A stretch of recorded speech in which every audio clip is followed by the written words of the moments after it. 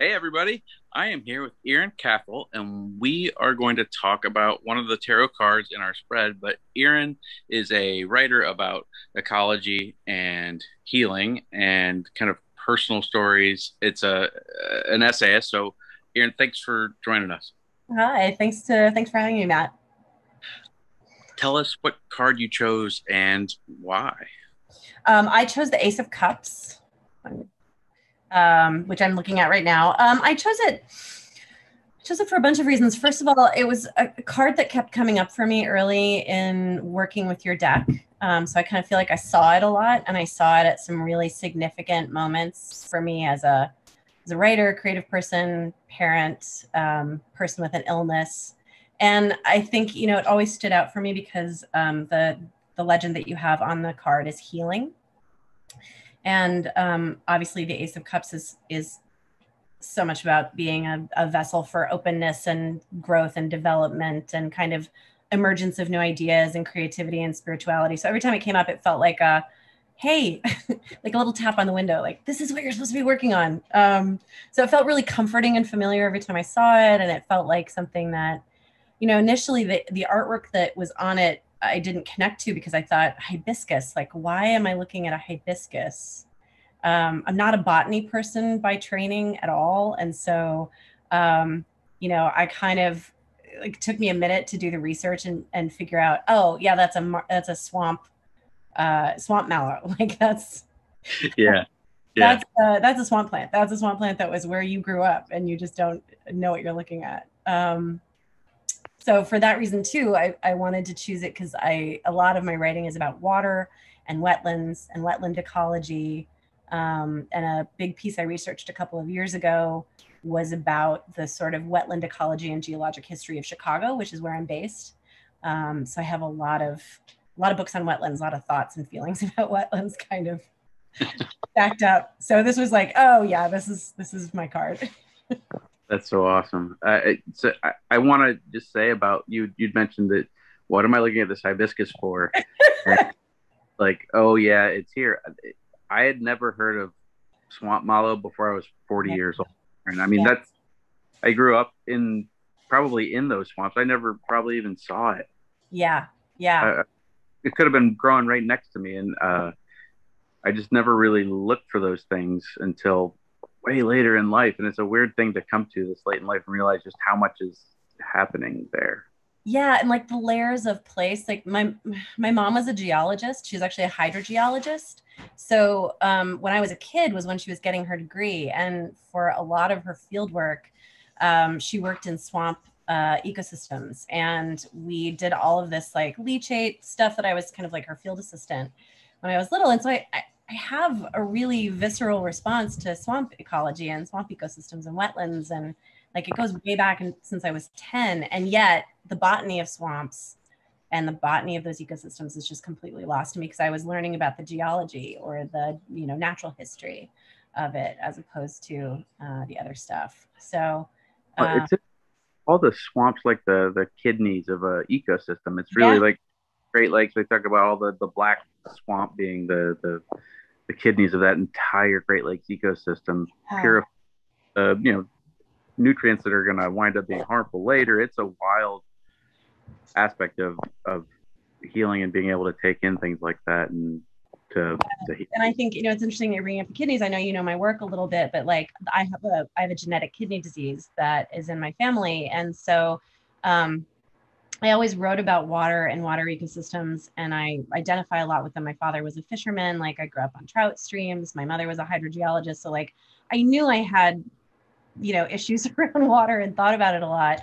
And obviously, the kidneys are water in Chinese medicine, and you know, they're the filter for the entire body system, right? So it seemed really on the nose. And then about maybe 6 or 7 years ago, I started realizing, oh, I'm writing about kidneys every time I'm writing about water ecosystems.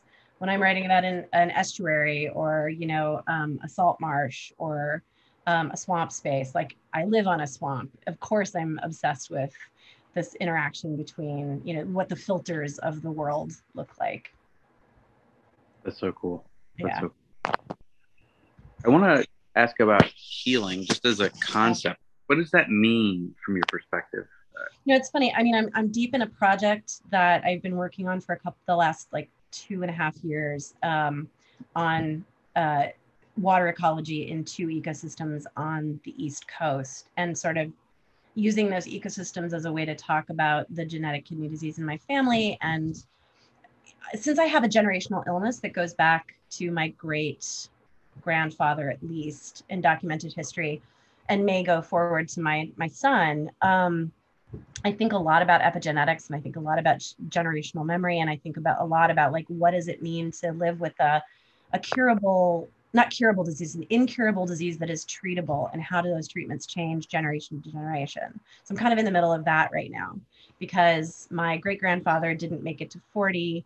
My grandfather didn't make it to 50. My father didn't make it to 70. And everyone in his generation died before 50. So, and that survivability of the disease is entirely to do with what treatments are available. So my grandfather dying down the hall from a dialysis machine that was just being used in the hospital where he was being treated. My father had 2 kidney transplants. And I'm looking at a future where I might be able to be on an RNA-based drug therapy that could arrest my disease where it is. And if my son has it, he will have a completely different treatment protocol.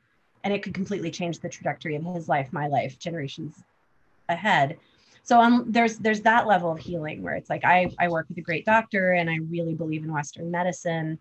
But there's also another level of healing, which is like the epigenetic story of my family is really intense. And so healing from all that grief and mourning is really important, and being able to tell yourself a new story about what your disease could look like, spiritually, if not physically. Like I may still have the same outcomes that I would have otherwise, but how I approach it, how I feel about it, how I think about it, how I communicate about it to myself and my kid, that's where the healing starts showing up for me, right? Is what's my life worth, whether I'm ill or whether I'm well?